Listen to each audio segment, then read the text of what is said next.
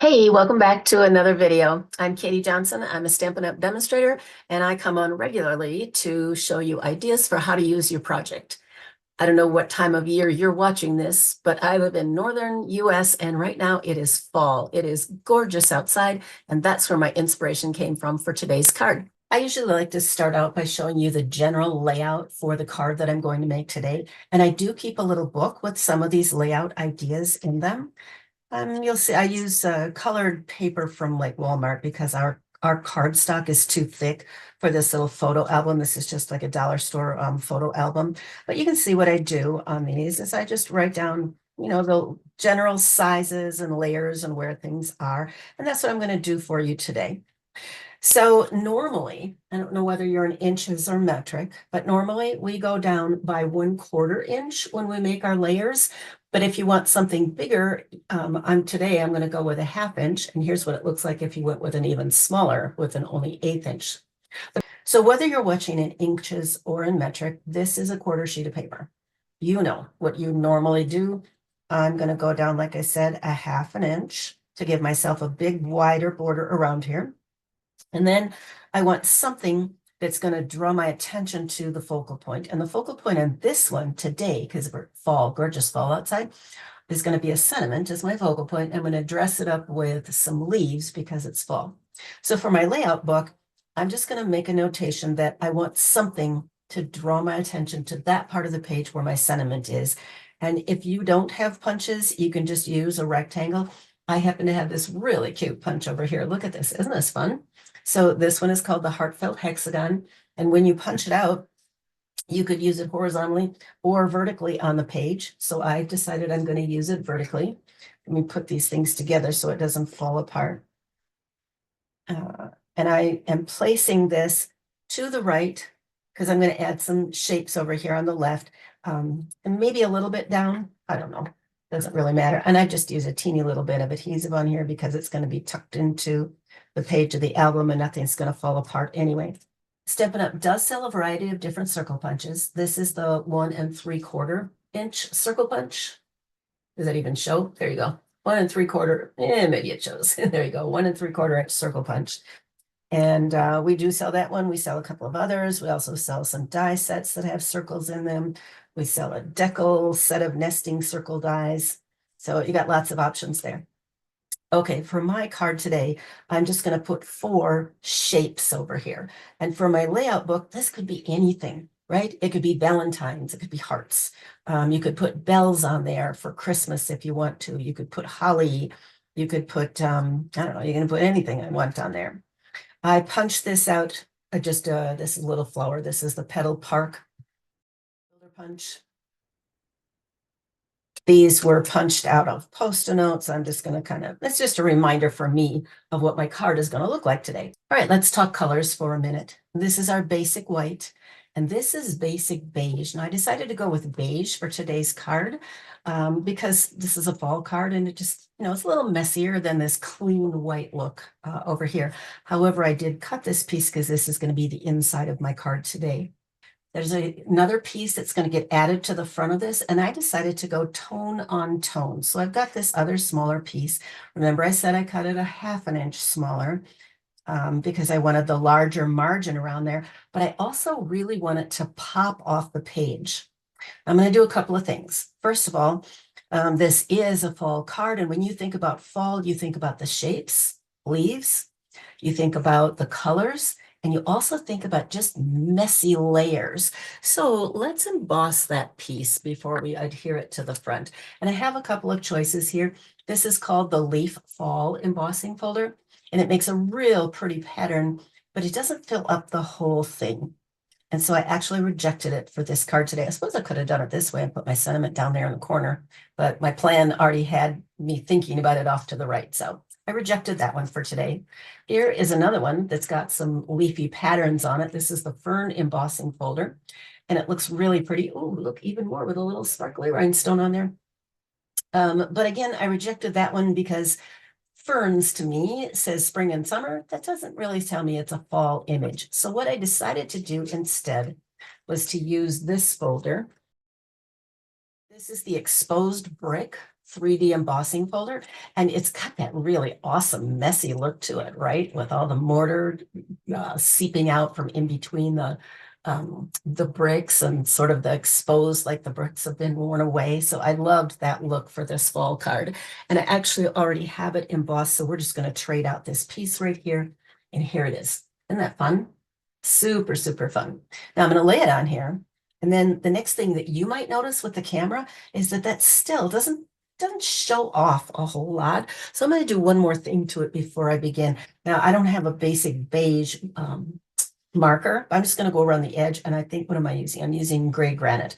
You just want to use something that's sort of a neutral, darkish neutral.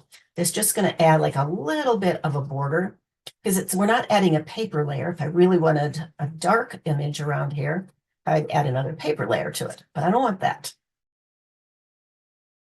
I don't know how much of that you're seeing, because when I go back and edit this, I'm going to fast forward and cut a lot of that out. But what I did was I used the brush tip of the marker, right? Because Stampin' Up! Markers have two ends. One is a fine point that you could use for writing or coloring in little detailed images. And then the other is a brush tip that gets you much more ink in a single pass with your hand as you're coloring things. There's lots of different ways that I could have added something that sets off the edge of this page. I could have used a paper background, another layer behind it. I could have come in with a sponge, an art sponge, and really heavily added ink onto it. I was just going for a subtle look today, but think about it. If you're going to recreate something like this, just think about what kind of tool you would use just to kind of set off the edge of that paper, especially needed, I think, when you're doing tone on tone like I'm doing with this one. Let's see, I'm going to show you the stamp set that I'm using next. So I decided to use this autumn leaves stamp set because I wanted the leaf images. And I'm going to show you one thing to start with. So these are small flowers, right? When I look at the leaf stamps in here, oh my gosh, they are huge. There's no small leaves in there at all. Okay, so where do I find the small leaves I'm going to use today? In the die set. I love it when there's a coordinating set of dies that goes with a stamp set. Oftentimes what you'll find is that in addition to the framelits, like this open set of dies right here, the framelits that will frame and cut out a stamped image, in addition to that, you also get just a bunch of extra dies that go along with this. So I have decided to use these two right there. I'm going to pull them out and just show you something real quick with them. I've just started to play with this set. It's been around for a while, but I didn't get it last year when it was on the calendar. Or catalog. So I don't know why, but I did invest in it this year. So I've started playing with it and I'm just loving the images. Okay, so these are going to replace my little flowers on my sentiment over here. Let me pull out the paper here, but before I do that, look at this. Can you see on here that there's a cutting edge all the way around to cut out the leaf? But then there's another cutting edge that goes in here. So that's going to add some interesting detail to the die cut. All right, the papers that I'm going to use, fall colors, right? Look at this awesome paper. I wanted something with some sparkle and shine because fall and wet and I don't know, the leaves I wanted something that's really going to spiff it up. This paper is called dry brushed paper, and it has a lot of colors in it. It's got some pinks and some oranges and a little bit of light blue green in there. But here's the super interesting thing. You get two colors. You get a sheet with that blue greeny and you get a sheet with the orangey pinks over here. Can you look carefully and notice that the patterns are identical?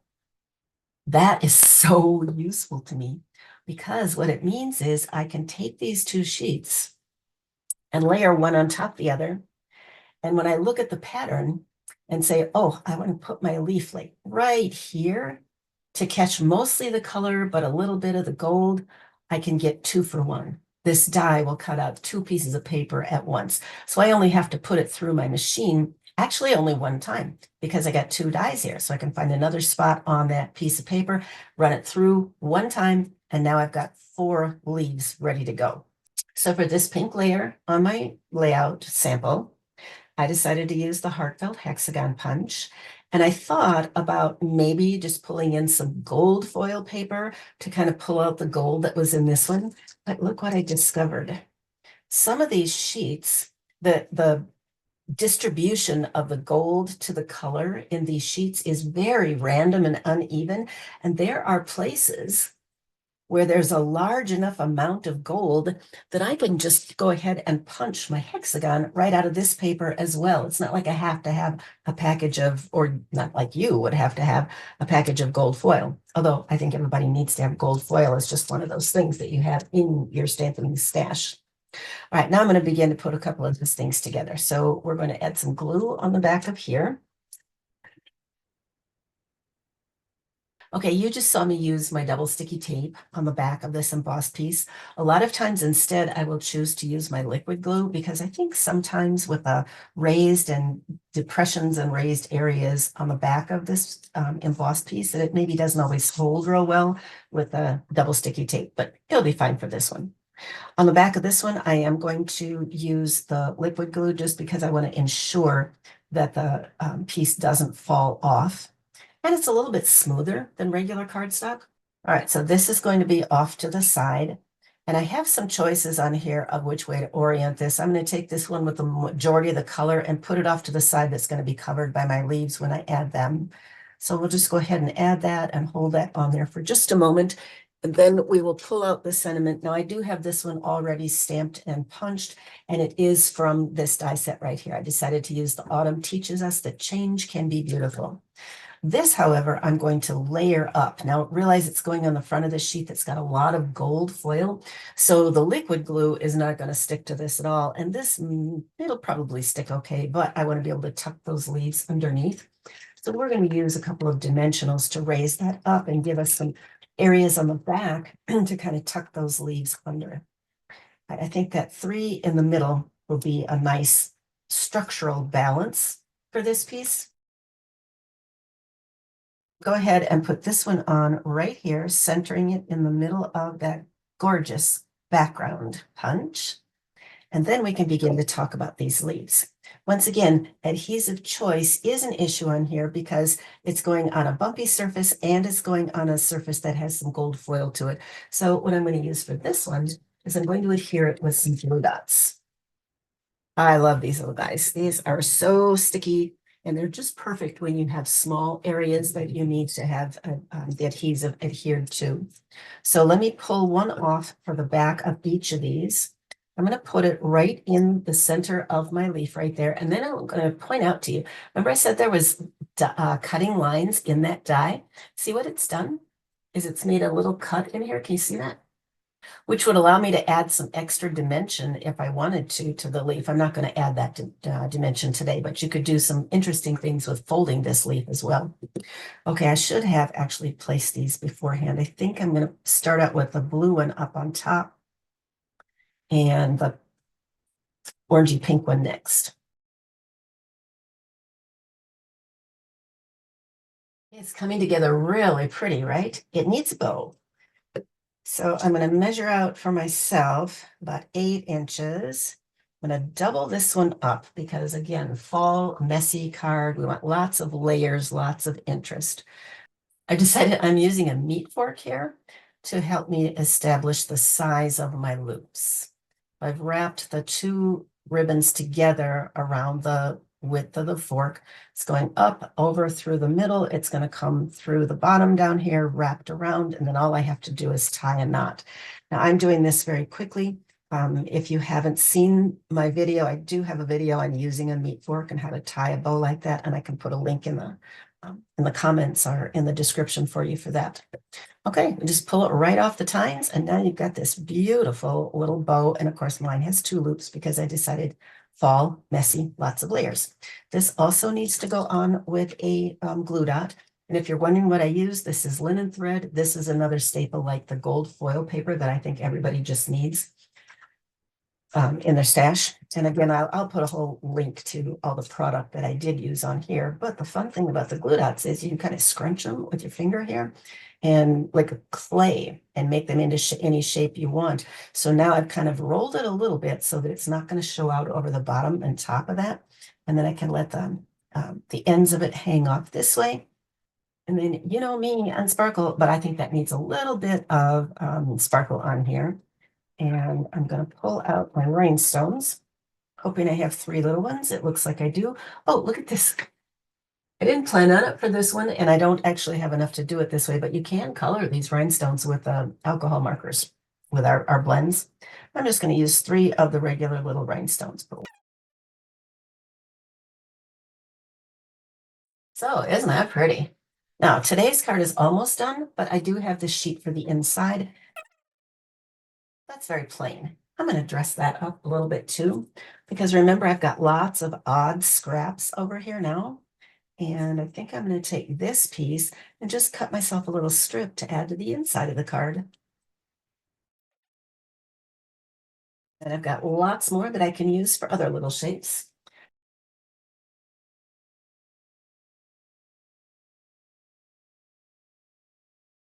So here's our layout. And here's our finished card with this beautiful linen twine on here and this gorgeous dry brushed metallic paper and the die cuts from the autumn leaves set. Again, I will have a full list of all the product that I used, and please leave some comments for me about what your favorite things are for fall cards. Hey, if you enjoyed this and you're watching on YouTube, remember to subscribe so you get notifications when I come on with future videos like this. And we'll see you next time. I'm Katie Johnson. Bye for now.